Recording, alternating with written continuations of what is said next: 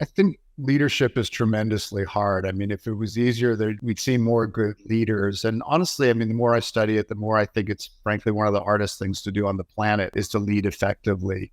And, as a result of that, I think a lot of people try to simplify leadership. Here are the three things you need to focus on. Here's the one thing that you need to focus on. But you see headlines on the internet about this kind of stuff all the time. And it's very tempting to click on them because it's like, this is a really hard problem. Oh, it looks like somebody has simplified it. But I think at the end of the day, you sort of have to acknowledge the complexity of leadership.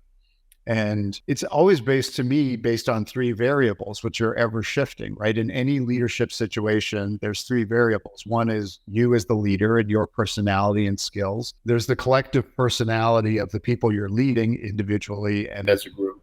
And then there's the context in which you're leading it. Is it a big company, small company? Is it a turnaround situation? Is it hyper growth?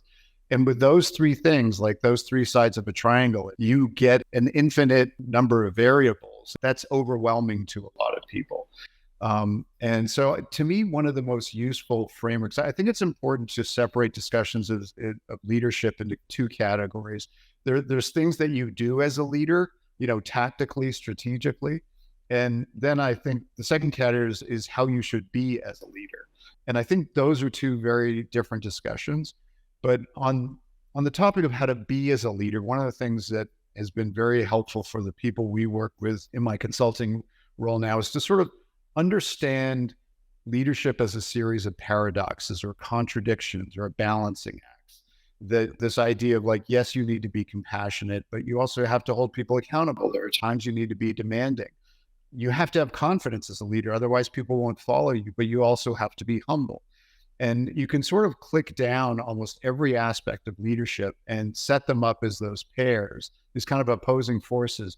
Then you have to understand the balance point in the middle of them and then know, like, based on the context, which way to flex.